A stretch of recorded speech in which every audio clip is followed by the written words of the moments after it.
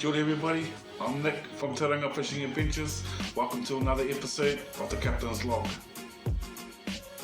So, first episode of doing reviews. So this review will be done on a boat charter I recently went on with some mates from work, and we'll get cracking into that. So the name of the boat we went out with Blue Ocean Charters. They're a fishing charter based here in Tauranga, and our regular charter was out, so we thought we'd give these guys a try. As I said, went out with some workmates, and a bunch of us, we normally go out as a group on a charter, which is pretty cool. Have some yarns, have some banter, catch some fish, which is what it's all about. Kind of fishing we're doing, they were doing an inshore reef trip. So just hitting the reefs just out of the Tauranga Harbour, past them out there, and see what we can get. Weather was pretty cool. Had a slight overcast, pretty much no wind, and the sea was nice and calm heading out there as well. When the sun came out, as you can see in the video, we had some awesome sunrise videos, especially when we passed them out of the entrance. And yeah, it just made the whole trip a lot better when the weather's playing its part. So we'll get into the trip, what happened on the way out, and we'll get into what methods and rigs we're using. So about the boat charter. So the trip going out was pretty cool. A few people on board, and a couple of kids as well, so they were running around having some fun. Looked like it might have been their first time out on the charter, so that was cool, and everyone was having a yarn, which is what charters are all about. No one likes a serious charter.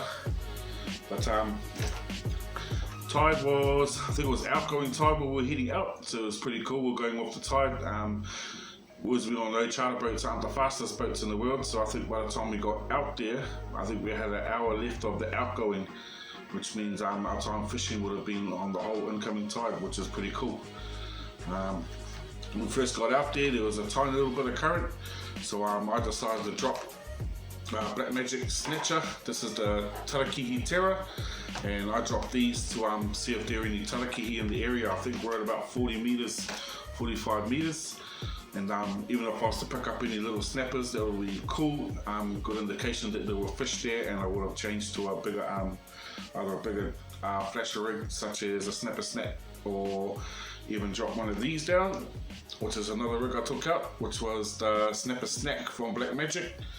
These are their newer type of rigs, and they got like a little squid skirt on them, and all you gotta do is chuck a swivel on your main line, connect that to your main line, chuck a sinker on and a bit of bait, and bombs away, drop it down. Those rigs there, they'll be popping up on the screen, the ones I used. They're awesome for beginners. As I said, you just connect it via swivel to your main line, chuck a sinker on the bottom, and then on the hooks chuck a bit of bait down as well, and see what's down there.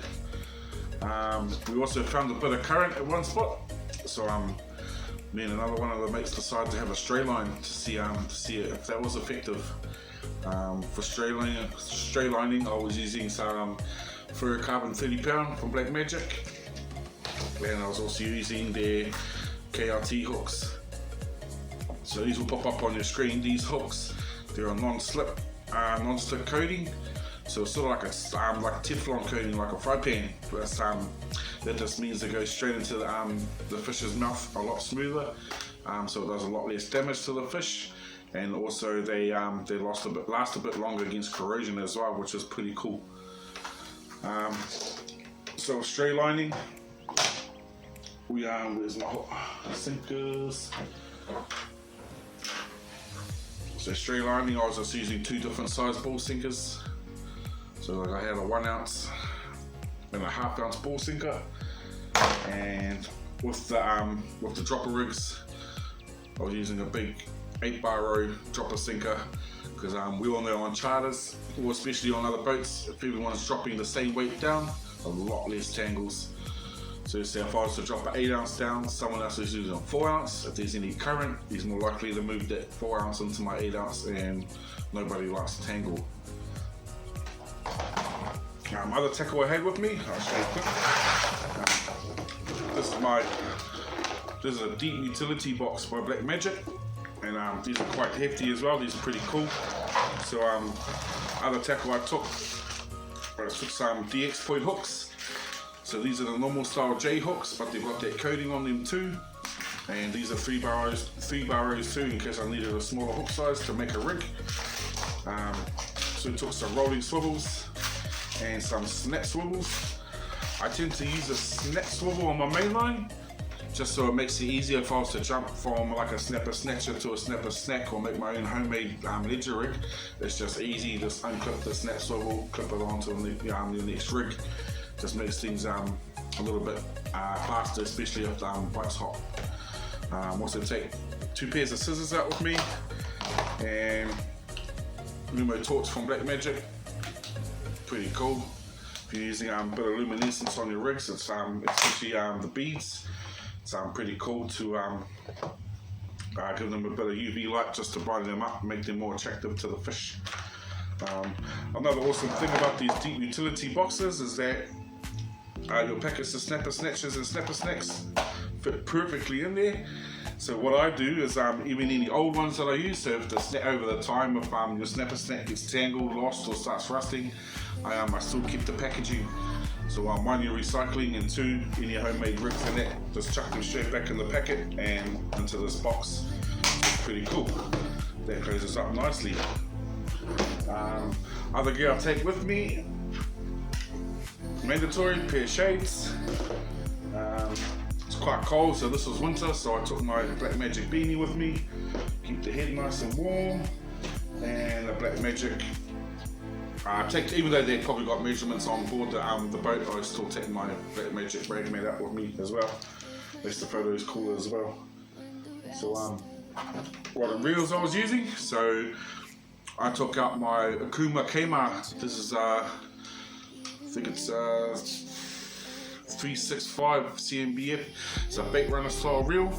I spooled that up with 50-pound Black Magic Inferno braid, and I think that's an awesome line poundage for if you don't know what you're going to get, basically. So I don't know if I was going to get anything big, so that 50 pounds is just going to help that out. So I didn't want to go too light in case I do get that monster off the charter boat.